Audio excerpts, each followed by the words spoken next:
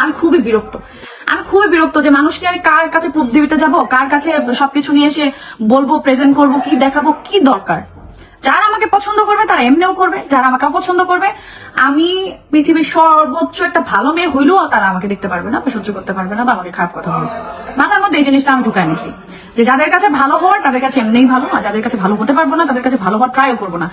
টিকটকে 2টা আপু দেখলাম আমাকে নিয়ে, দেখেন আমি যদি আমাকে নিয়ে কথা বলে যদি ওনার লাভ না হতো, ফায়দা না হতো, ওনার যদি 2টা ভিউ না হইতো, 100% উনি আমাকে নিয়ে কথা বলতো না। আমাকে না, যে কাউকে নিয়ে কথা বলতো না, কখনোই বলতো না। আপনি বলবেন, আপনি তাহলে আপনারা কেন তাহলে রেগুলার একটা রিক্সাওয়ালা বা একটা অসহায় গরিব বা যারা দিনমজুর খেতে পারতেছে না বা যাদেরকে কেউ চিনে না তাদেরকে নিয়ে কেন তাহলে স্টোরি লিখতেছেন না? রোজ স্টোরিতে যেহেতু ইনকাম, তাদেরকে নিয়ে লেখেন, তাদের ছবি দেন, ছবি দিয়ে আপলোড করেন, করে ইনকাম করেন। তা তো হচ্ছে না, তা তো করে না কেউ।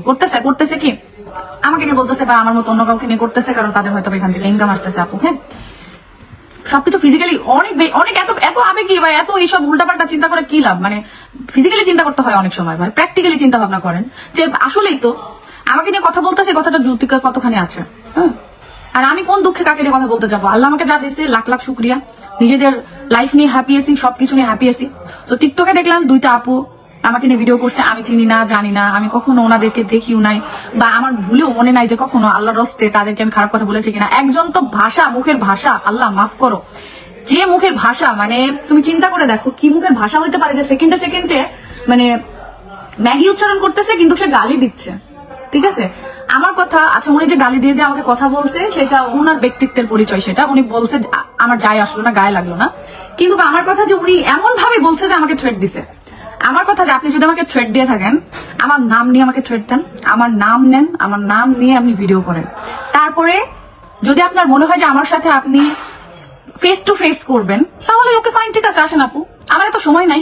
কিন্তু তারপরে যদি আমার মনে হয় যে ঠিক আছে আমার আত্মসম্মান এত বেশি আপনি আঘাত করে ফেলছেন, তাহলে আমি আপনাকে দেখে নেব।